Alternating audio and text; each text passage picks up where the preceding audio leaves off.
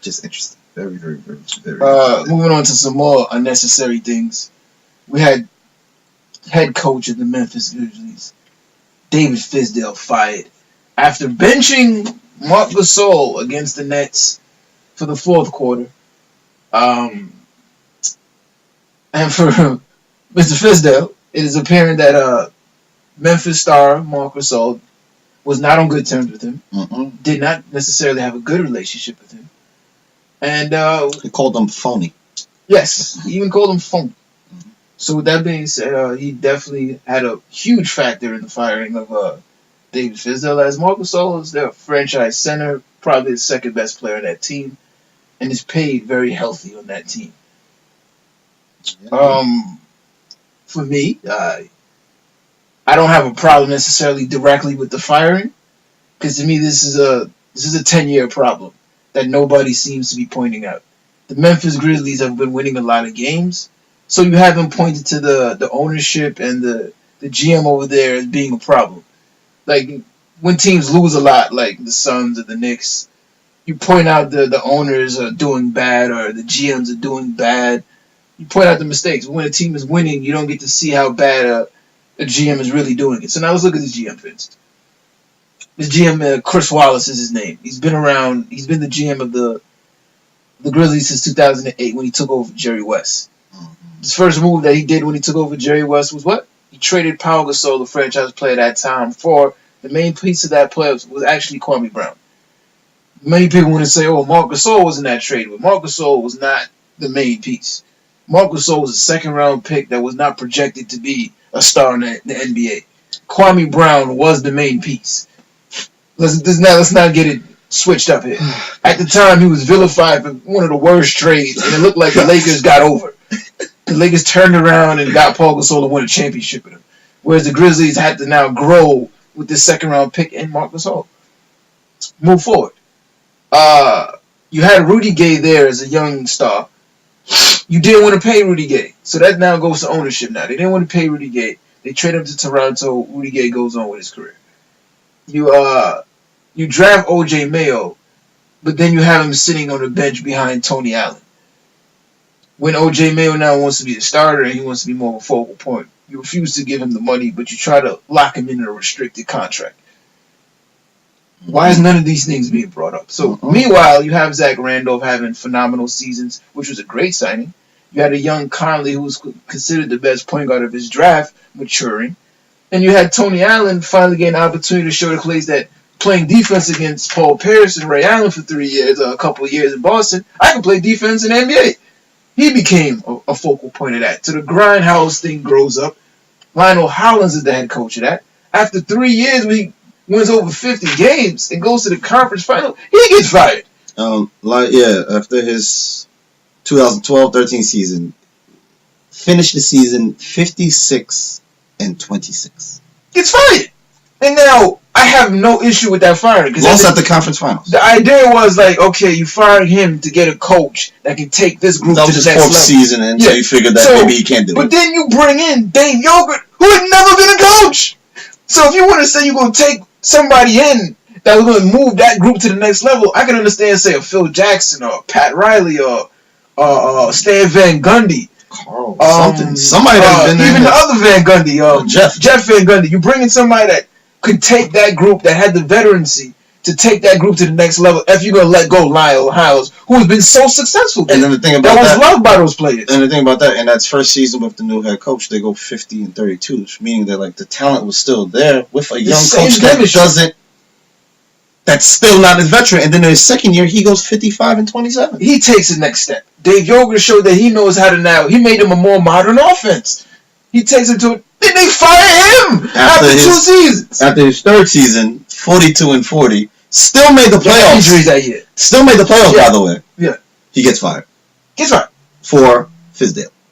Bring Fizdale, who not all of us, a lot of us thought was, again, a suspect hiring. Very soon. Fizdale had never been a head coach. He was the assistant coach to Eric Spoelstra, who Eric Spoelstra was a first-time head coach. Mm-hmm. So you're going to take his lead assistant and make him the head coach of a group, a veteran group that needs to be taken to the next level.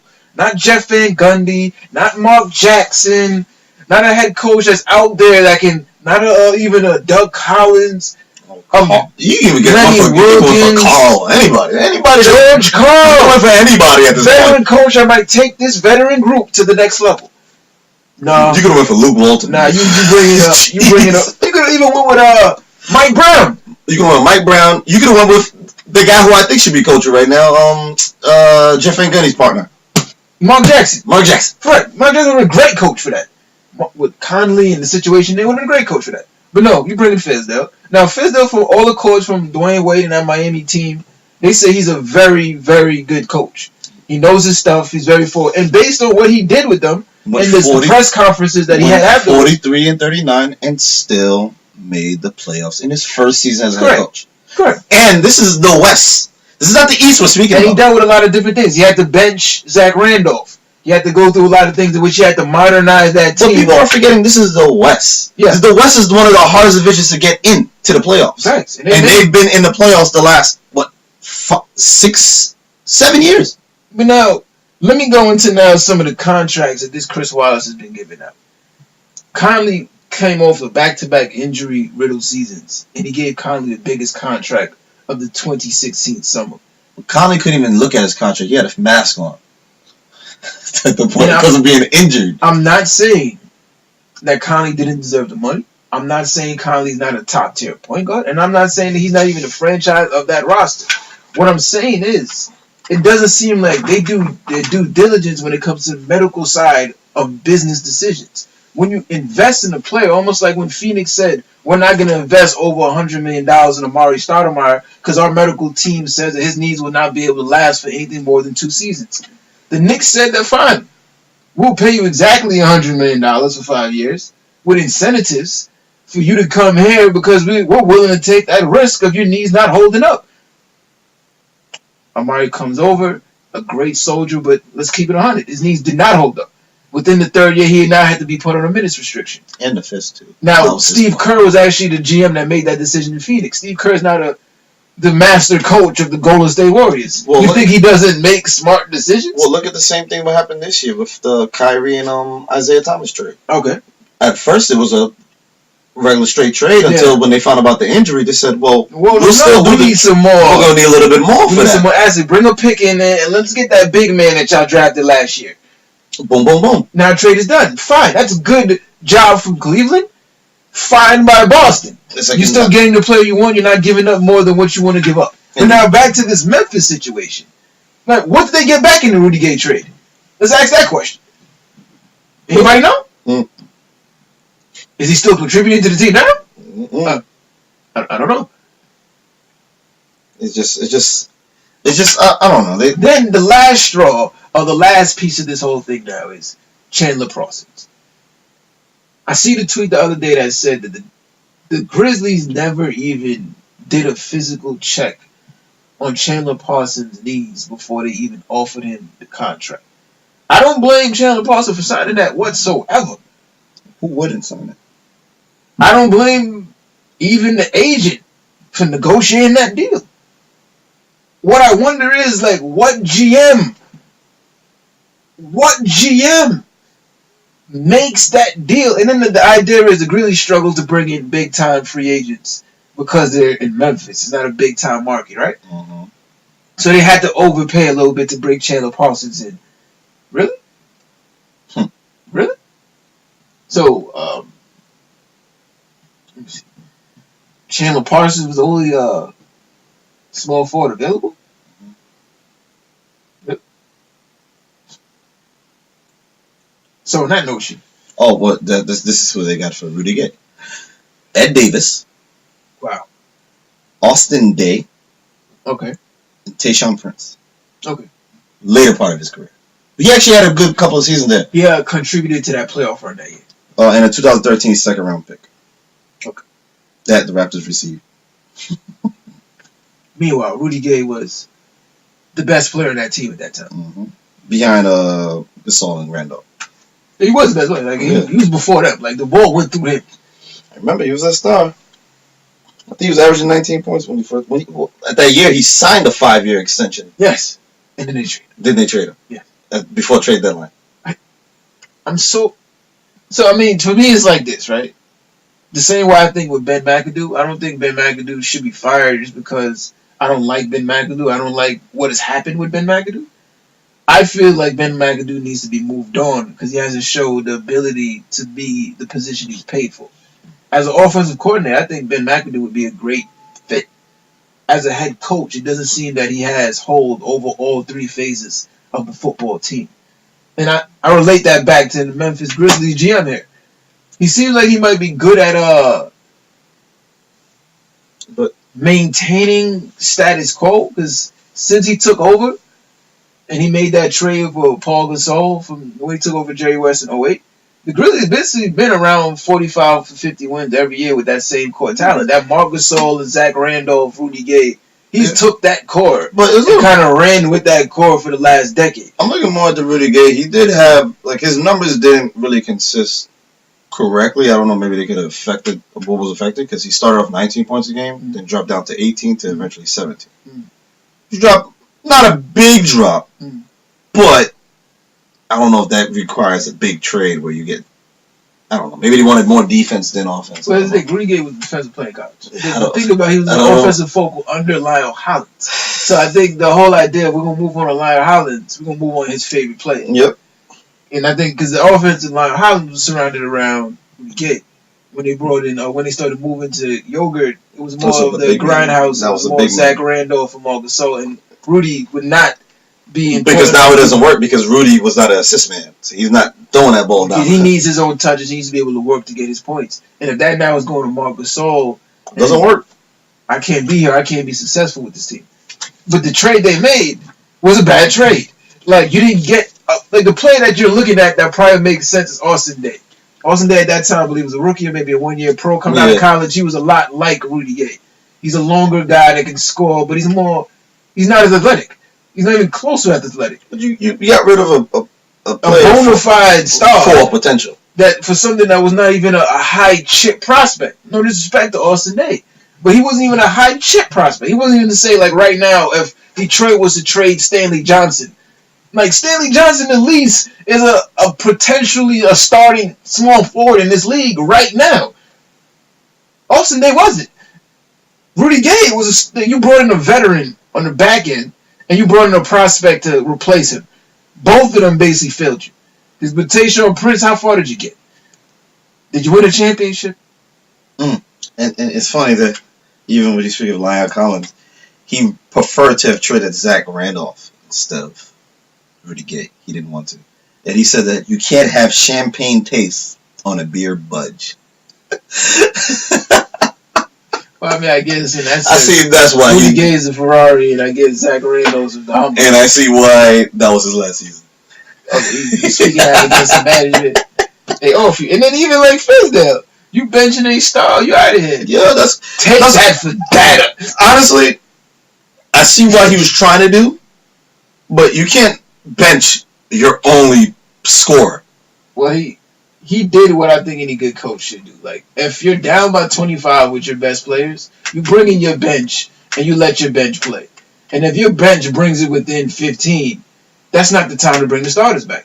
Man, you got to bring it within 5 for me to consider bringing the starters back. Nah, I'm bringing it within 15. I'm bringing not all starters, but I'm bringing like maybe a couple of guys in. And then if for nothing, the Nets was spreading out Marc Gasol. He was struggling with their perimeter game. He was having a horrible time on the defensive side of the ball.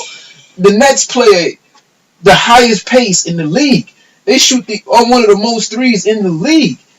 Marc Gasol is not that fast. Defensively, he was struggling out there against guys like Hollis Jefferson and Booker running around him. So it's like, yeah, you got to bench him. You're not successful on that side of the ball. But unfortunately, they need him to score. So and the team was starting to score without him. So it's like, we don't need you. It was just a bad all around. But that was not the bad part of the season. The bad part of the season, they have no one really there. Conley been hurt. They went 6. And they started 5-1. 5-1. Conley they started struggling. Conley got hurt. Well, actually, Conley got hurt. Missed a couple games. He came back. Then they shut him down after that. Then he's been out for an extended period of time. So we started off 5-1, and then he got hurt. He missed, I believe, 1 game. They lost that. He came back. They won maybe a couple games. Then he got hurt again. He missed a couple games, came back. So they played a game, and then he Conley did in Conley fashion. $100 million. He don't play every 80. He don't play all the games. But they went 5-1. He plays a hard brand. They went 5-1, and then they finished. They're now out of 20 games. Yeah. They finished 2-11. No, 2-12. Sorry, they 7-13 as a record. It's disgusting all around. I completely see where the firing came from. The losing streak. I think the losing streak continues. They have the Spurs and the Cavaliers next. I don't see them winning those 2 games. So they started off 5-1, then they lose to Charlotte, and that game Conley gets hurt. The next game they lose by 2 to Orlando. Mm-hmm. Conley did not play that game. Conley comes back the next game against the Clippers. They win by 9. They lose the next game. They win the next game against Portland. Then they lose to Houston, which is the best team in the league. But they beat Houston earlier. Yeah, then they lose to Milwaukee, and in that game, Conley gets hurt again. Yeah, and then he's no longer. And then they lose the rest of the games because there's no one left. So technically, with Conley, their starting point guard is Mario Chalmers, I think, right at this time. Should be. And it's crazy about it. Tyreek Evans is having a great season right now. He's really like on some. He's their top. He's their top man right now. Yeah. But unfortunately, it's just not going to show up enough. Correct. Right now, I think who's the new head coach? Hofstra? JP Bickerstaff, I believe, who took over for. Is it? I think it's JP Bickerstaff, who he was once the coach of the Charlotte Bobcats. Oh, okay, yeah. Okay. Well, he was just on an intern basis, but I mean, I think really they need to clean house. Like, I think the general manager needs to be moved on. I think they need a new vision in there. Because obviously it's not working out. The last 10. Well, I'm not even say it's not working out. We've seen the game play out now. We've seen the decade of him and you've done well. I had success, but now it's time to move into a new. When do you ever want to go over a conference finals? Or just get into the playoffs? Because you're never threatened really. Yeah, just got to the playoffs. Yeah, just got to the playoffs, but you just slid through. But you never made it past where you no one has ever thought the Grizzlies of winning a championship. No one ever thought championship contenders, except for that last year with Hollins. I'm saying Lionel Hollins when they had Gabe, Rudolph, Randolph, and Gasol, and they had that whole team together. Tony Allen, the whole grindhouse. It looked really good. Their defense because they had challenged the Spurs. Before, yes. So there was a thought that the Grizzlies could challenge to get to the. But then ever since then, they never put the right enough pieces to get to the punchline. Right now, they just started trading. They just have to just reset. Everything right now is a reset. I think everything got to go. Everything has to go. Everything a new GM, a new front office. 7+ years in the playoffs with nothing to show for it. There has to be some type of change. It's new vision time. Some type of change. And everybody got to go.